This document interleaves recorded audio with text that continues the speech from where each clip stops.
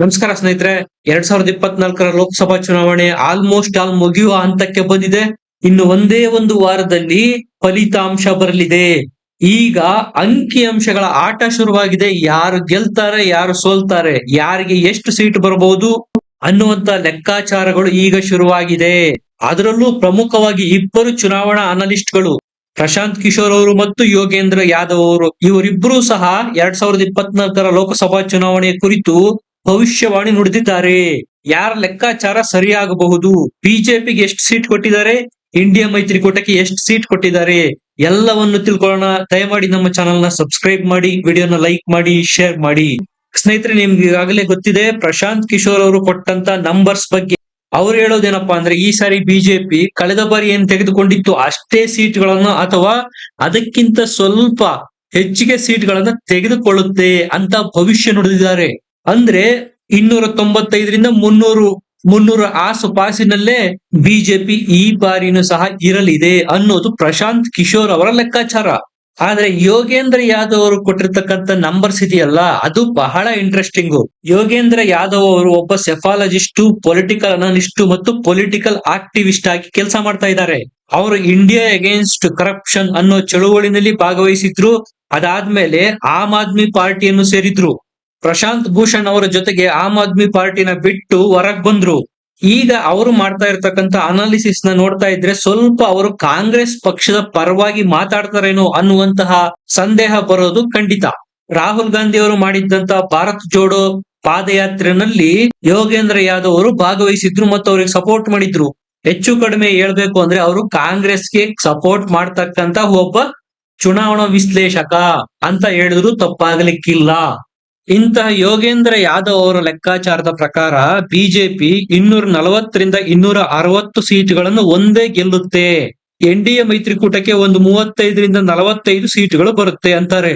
ಇನ್ನ ಐಎನ್ಸಿ ಕಾಂಗ್ರೆಸ್ ಪಕ್ಷ 85ರಿಂದ 100 ಸೀಟ್ಗಳನ್ನ ಗೆಲ್ಲುತ್ತೆ.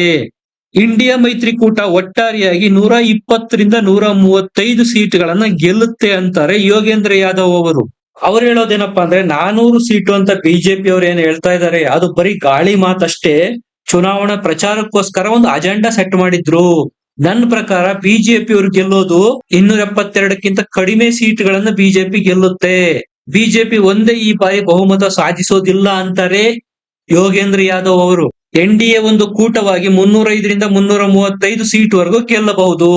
ಬಹುಮತನ ಎನ್ಡಿಎ ಸಾಧಿಸುತ್ತೆ, ಆದ್ರೆ ಬಿಜೆಪಿ ಒಂದೇ ಬಹುಮತ ಸಾಧಿಸೋದಿಲ್ಲ.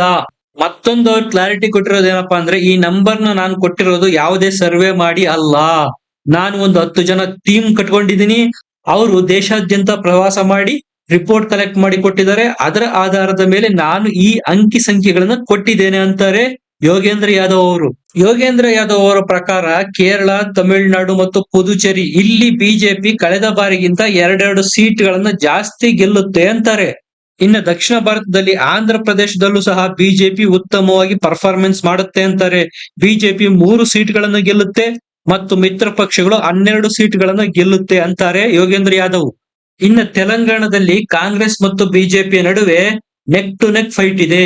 ಬಿಜೆಪಿಗೆ ಈ ಬಾರಿ 4 ಸೀಟ್ಗಳು ಜಾಸ್ತಿ ಆಗಲಿದೆ ಅಂತಾರೆ ಯೋಗೇಂದ್ರ ಯಾದವ್. ಒಡಿಶಾದಲ್ಲಿ ಬಿಜೆಪಿ ಲೋಕಸಭೆಯಲ್ಲಿ ಗೆಲ್ಲುತ್ತೆ, ಆದರೆ ವಿಧಾನಸಭಾ ಎಲೆಕ್ಷನ್ ನಲ್ಲಿ ಸೋಲುತ್ತೆ. ಲೋಕಸಭೆಯಲ್ಲಿ +4 ಅಂದ್ರೆ ಕಳೆದ ಬಾರಿಗಿಂತ 4 ಸೀಟ್ ಜಾಸ್ತಿ ಗೆಲ್ಲುತ್ತೆ ಅಂತಾರೆ.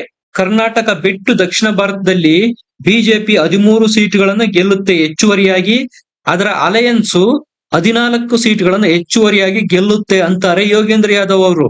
ಆದ್ರೆ ಕರ್ನಾಟಕದಲ್ಲಿ ಬಿಜೆಪಿ ಈ ಬಾರಿ ದೊಡ್ಡ ಹೊಡೆತ ತಿನ್ನುತ್ತೆ. 13 ಸೀಟ್ಗಳು ಈ ಬಾರಿ ಬಿಜೆಪಿಗೆ ಮೈನಸ್ ಆಗುತ್ತೆ ಕರ್ನಾಟಕದಲ್ಲಿ ಅಂತಾರೆ. ಇನ್ನ ಪಶ್ಚಿಮ ಬಂಗಾಳದಲ್ಲಿ ಕಳೆದ ಬಾರಿ 18 ಸೀಟ್ಗಳನ್ನು ಬಿಜೆಪಿ ಗೆದ್ದಿತ್ತು. ಈ ಬಾರಿ ಸಹ ಅಷ್ಟೇ ಸೀಟ್ಗಳು ಇರುತ್ತೆ ಅಂತಾರೆ. ಕಳೆದ ಬಾರಿ ನಾರ್ತ್ ಇಂಡಿಯಾದಲ್ಲಿ almost all BJP clean sweep ಮಾಡಿತ್ತು. ಆದರೆ ಈ ಬಾರಿ ಉತ್ತರ ಭಾರತದಲ್ಲಿ ಸೀಟ್ಗಳನ್ನ ಕಳೆದುಕೊಳ್ಳುತ್ತೆ ಅನ್ನೋದು ಯೋಗೇಂದ್ರ ಯಾದವ್ ಅವರ ಸರ್ವೆ ಕೊಡ್ತಾ ಇರ್ತಕ್ಕಂಥ ಅಂಕಿಅಂಶ. ಮಹಾರಾಷ್ಟ್ರ ಒಂದರಲ್ಲೇ ಬಿಜೆಪಿ 5 ಸೀಟ್ಗಳನ್ನು ಕಳೆದುಕೊಳ್ಳಲಿದೆ ಅಂತಾರೆ. ಮಿತ್ರ ಪಕ್ಷಗಳು 15 ಸೀಟ್ಗಳನ್ನ ಕಳೆದುಕೊಳ್ತವೆ. ರಾಜಸ್ಥಾನ ಮತ್ತು ಗುಜರಾತ್ ಎರಡೂ ಸೇರಿ ಬಿಜೆಪಿ 10 ಸೀಟ್ಗಳನ್ನು ಕಳೆದುಕೊಳ್ಳುತ್ತೆ ಅಂತಾರೆ. ಮಧ್ಯಪ್ರದೇಶ, ಛತ್ತೀಸ್ಗಢ ಮತ್ತು ಜಾರ್ಖಂಡ್ ನಲ್ಲೂ ಸಹ ಬಿಜೆಪಿ 10 ಸೀಟ್ಗಳನ್ನು ಕಳೆದುಕೊಳ್ಳುತ್ತೆ ಅಂತಾರೆ. ಹರಿಯಾಣದಲ್ಲಿ ಮತ್ತು ದಿಲ್ಲಿನಲ್ಲಿ ಎರಡರಲ್ಲೂ ಸೇರಿ ಬಿಜೆಪಿ 10 ಸೀಟ್ಗಳನ್ನು ಕಳೆದುಕೊಳ್ಳುತ್ತೆ ಅಂತಾರೆ. ಪಂಜಾಬ್, ಚಂಡೀಗಢ, ಹಿಮಾಚಲ ಪ್ರದೇಶ, ಜಮ್ಮು ಕಾಶ್ಮೀರ ಮತ್ತು ಲಡಾಖ್ ಈ ಎಲ್ಲ ಪ್ರದೇಶ ಸೇರಿ 5 ಸೀಟ್ಗಳನ್ನು ಬಿಜೆಪಿ ಕಳ್ಕೊಳ್ಳುತ್ತೆ ಅಂತಾರೆ ಯೋಗೇಂದ್ರ ಯಾದವ್.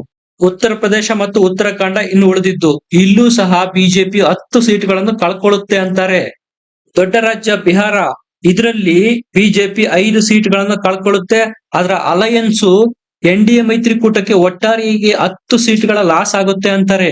ಈ ಎಲ್ಲ ಸೇರಿ ಒಟ್ಟು 55 ಸೀಟ್ಗಳು ಲಾಸ್ ಆಗುತ್ತೆ ಬಿಜೆಪಿಗೆ. ಅಂದ್ರೆ ಕಳೆದ ಬಾರಿ 303 ಸೀಟ್ ಗೆದ್ದಿತ್ತು, ಈ ಬಾರಿ 260ಕ್ಕಿಂತ ಕೆಳಗಿರುತ್ತೆ ಅಂತಾರೆ.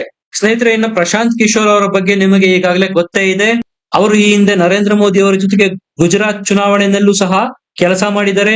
ನಿತೀಶ್ ಕುಮಾರ್ ಅವರ ಜೊತೆಗೆ ಬಿಹಾರದಲ್ಲಿ ಕೆಲಸ ಮಾಡಿದ್ದಾರೆ. ಪಶ್ಚಿಮ ಬಂಗಾಳದಲ್ಲಿ ಮಮತಾ ಬ್ಯಾನರ್ಜಿ ಅವರ ಜೊತೆಗೆ ಚುನಾವಣೆ ಸ್ಟ್ರಾಟಜಿಸ್ಟ್ ಆಗಿ ಕೆಲಸ ಮಾಡಿ ಚುನಾವಣೆಯನ್ನ ಗೆದ್ದುಕೊಟ್ಟಿದ್ದಾರೆ. ಅಷ್ಟೇ ಅಲ್ಲ, ನವೀನ್ ಪಟ್ನಾಯಕ್ ಮತ್ತು ಅರವಿಂದ್ ಕೇಜ್ರಿವಾಲ್ ಅವರ ಜೊತೆಗೂ ಸಹ ವೈಎಸ್ಆರ್ಸಿಪಿ ಕಾಂಗ್ರೆಸ್ನ ಜಗನ್ಮೋಹನ್ ರೆಡ್ಡಿ ಅವರ ಜೊತೆಗೂ ಸಹ ಕೆಲಸ ಮಾಡಿದ್ದಾರೆ. ಅವರ ಪ್ರಕಾರ ಬಿಜೆಪಿಗೆ ಈ ಬಾರಿ ಲಾಸ್ ಆಗೋದಿಲ್ಲ. ಕಳೆದ ಬಾರಿ 2019ರಲ್ಲಿ ಪಡೆದಂತಹ ಸೀಟ್ಗಳನ್ನೇ ಪಡೆಯುತ್ತೆ ಅಥವಾ ಅದಕ್ಕಿಂತ ಹೆಚ್ಚಿಗೆ ಪಡೆದ್ರು ಪಡೆಯಬಹುದು. ಪ್ರಶಾಂತ್ ಕಿಶೋರ್ ಅವರ ಪ್ರಕಾರ ಉತ್ತರ ಭಾರತ ಮತ್ತು ಪೂರ್ವ ಭಾರತದಲ್ಲಿ ಕಳೆದ ಬಾರಿ ಬಿಜೆಪಿ ಏನ್ ಗೆದ್ದಿತ್ತು ಅಷ್ಟು ಸೀಟ್ಗಳು ಬರೋದಿಲ್ಲ. ಅಂದ್ರೆ ಒಂದು ಸ್ವಲ್ಪ ಬೆರಳೆಣಿಕೆಯಷ್ಟು ಸೀಟ್ಗಳು ಮಾತ್ರ ಲಾಸ್ ಆಗುತ್ತೆ. ಆದ್ರೆ ಆ ಲಾಸ್ ಅನ್ನ ಬಿಜೆಪಿ ಅವರು ದಕ್ಷಿಣ ಭಾರತದಲ್ಲಿ ಸೀಟ್ಗಳನ್ನು ಗೆಲ್ಲುವುದರ ಮೂಲಕ, ಅದು ಆಂಧ್ರ ಪ್ರದೇಶ ಆಗಿರ್ಬೋದು, ತೆಲಂಗಾಣ ಆಗಿರ್ಬೋದು, ತಮಿಳುನಾಡು ಮತ್ತು ಕೇರಳ ಆಗಿರ್ಬೋದು, ಇಲ್ಲಿ ತಮ್ಮ ಸೀಟ್ಗಳನ್ನು ಹೆಚ್ಚಿಸಿಕೊಳ್ಳುವುದರ ಮೂಲಕ ಆ ಲಾಸ್ ಅನ್ನ ಬ್ಯಾಲೆನ್ಸ್ ಮಾಡುವಲ್ಲಿ ಸಫಲ ಆಗಿದೆ ಅಂತಾರೆ ಪ್ರಶಾಂತ್ ಕಿಶೋರ್ ಅವರು. ಖಂಡಿತವಾಗಿ ಕರ್ನಾಟಕದಲ್ಲಿ ಬಿಜೆಪಿಗೆ ಈ ಬಾರಿ ಲಾಸ್ ಆಗುತ್ತೆ. ಆದ್ರೆ ಆ ಲಾಸು ಬಿಜೆಪಿಯನ್ನು ಬಹುಮತದಿಂದ ದೂರ ಇಡುವಷ್ಟರ ಮಟ್ಟಿಗೆ ಲಾಸ್ ಆಗೋದಿಲ್ಲ ಅಂತಾರೆ ಪ್ರಶಾಂತ್ ಕಿಶೋರ್.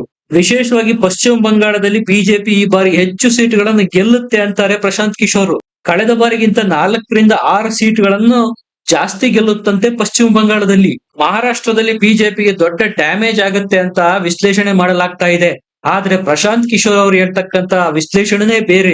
ಮಹಾರಾಷ್ಟ್ರದಲ್ಲಿ ಡ್ಯಾಮೇಜ್ ಆಗುತ್ತೆ ಸರಿ, ಆದ್ರೆ ಅದು ಎನ್ಡಿಎ ಅಲಯನ್ಸ್ ಗೆ ಡ್ಯಾಮೇಜ್ ಆಗುತ್ತೆ.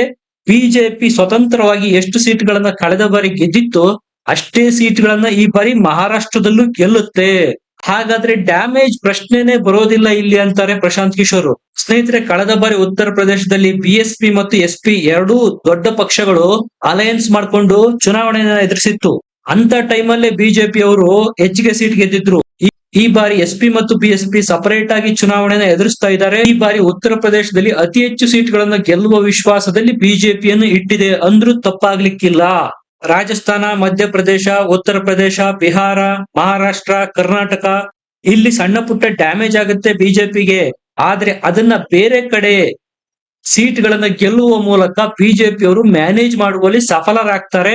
ಹಾಗಾಗಿ ನಾನು 295ರಿಂದ 305ರವರೆಗೂ ಸೀಟ್ಗಳನ್ನ ಬಿಜೆಪಿಗೆ ಕೊಟ್ಟಿದ್ದೇನೆ ಅಂತಾರೆ ಪ್ರಶಾಂತ್ ಕಿಶೋರ್.